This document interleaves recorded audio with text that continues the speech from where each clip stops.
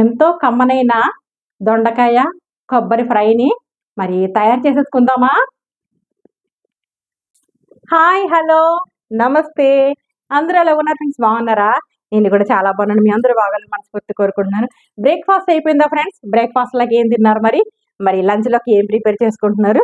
లంచ్లోకి మరి ప్రిపేర్ చేసుకోవాలి కదా కర్రీ ఏదో ఒకటి అర్థమైపోయి ఉంటుంది మీకు. నేను లంచ్లో గాను కొబ్బరికాయ దొండకాయ ఫ్రై చేసి చూపిస్తాను. చాలా కమ్మగా ఉంటుందండి, చాలా టేస్టీగా ఉంటుంది. అది ఎలాగో మరి వచ్చేసాను మన కిచెన్లోకి, చూసేద్దరు కానీ మరి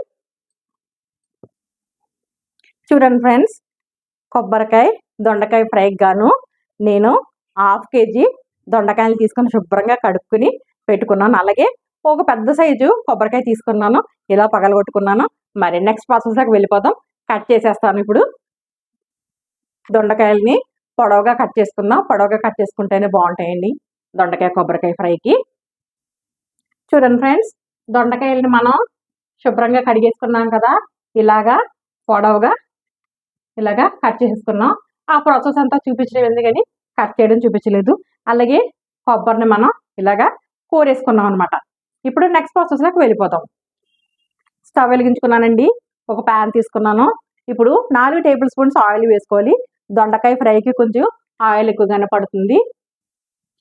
ఆయిల్ హీట్ ఎక్కింది. 1/2 టేబుల్ స్పూన్ ఆవాలు వేసుకుందాం. ఫస్ట్గా శనగపప్పు 1.5 టేబుల్ స్పూను, కొంచెం ఎక్కువ వేసుకుంటే చాలా బాగుంటుందండి ఇందులో. మినప్పప్పు 1 టేబుల్ స్పూన్, జీలకర్ర 1 టేబుల్ స్పూన్ కలుపుకుందాం. అలాగే 5 ఎండుమిరపకాయలు ఇలా చీల్చుకొని మీ ఇష్టం, మీ కారాన్ని బట్టి అడ్జస్ట్ చేసుకోండి. ఎందుకంటే మనం కారం కూడా వేస్తాం కదా ఇందులోను. ఎండుమిరపకాయలు ఒక 5 ఎండుమిరపకాయలు వేసుకున్నాను.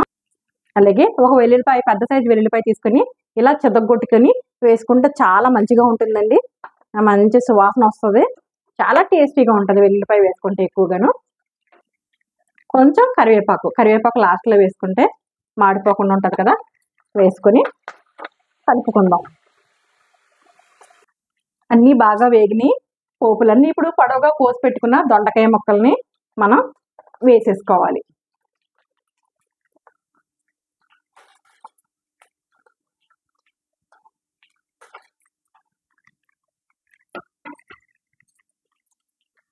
వేసుకుని కలుపుకుందామండి, కింద నుంచి పైకి, పై నుంచి కిందకని.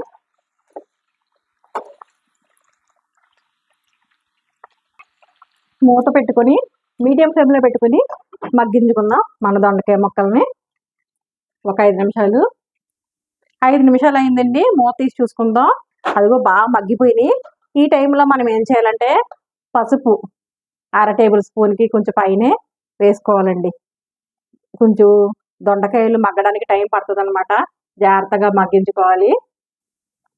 వేసుకొని మనం పసుపు వేసుకున్నాం కదా, కొంచెం కలుపుకుందాం. ఇలా పసుపు అంతా పట్టేటట్టు ఇలా కలుపుకుందాం.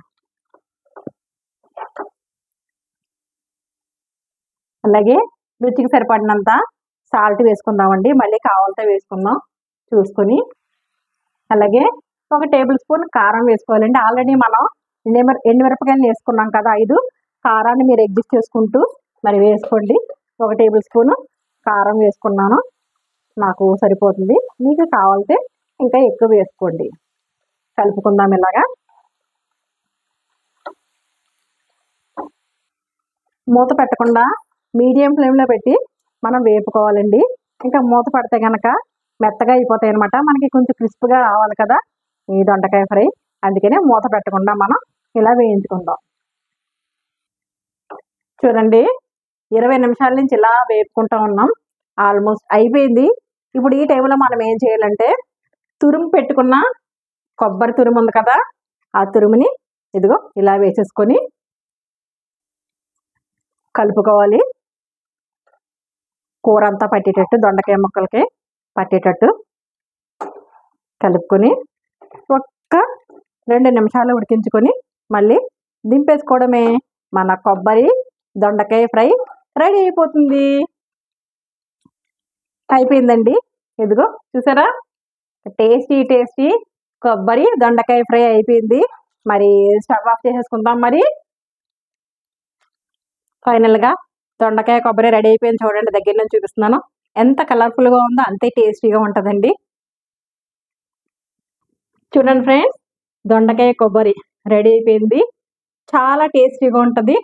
మరి తినే కొద్ది తినాలనిపిస్తుంది, అంత రుచిగా ఉంటుంది. కొబ్బరి తెలుసు కదా, చాలా కమ్మగా ఉంటుంది కదా, అలాగే దొండకాయ కాంబినేషన్లో సూపర్గా ఉంటుంది. మరి టేస్ట్ చేయట్లేదు, వీడియో లెంగ్త్ అయిపోతుంది. అంతకన్నా ముందు ఫస్ట్ టైం కనుక నా ఛానల్ చూసినట్లయితే లైక్ చేయండి, షేర్ చేయండి, సబ్స్క్రైబ్ చేసుకోండి ఫ్రెండ్స్. పక్కనున్న బెల్ని టచ్ చేయండి, ఆల్ వస్తుంది. ఆల్ కూడా టచ్ చేసినట్లయితే నేను పెట్టిన ప్రతి వీడియో నోటిఫికేషన్ రూపంలో వస్తుంది. మరి రసంతో అయినా, సాంబార్తో అయినా, పప్పు చారుతో అయినా, లేదా ఉట్టిగా కూడా రైస్లో తినేస్తే సూపర్గా ఉంటుంది. మరి నేనైతే రసం పెట్టుకుని తినేస్తాను. మరి వేరొక రెసిపీతో మీ ముందుకు వస్తాను. మరి అంతవరకు బాయ్ బాయ్ ఫ్రెండ్స్.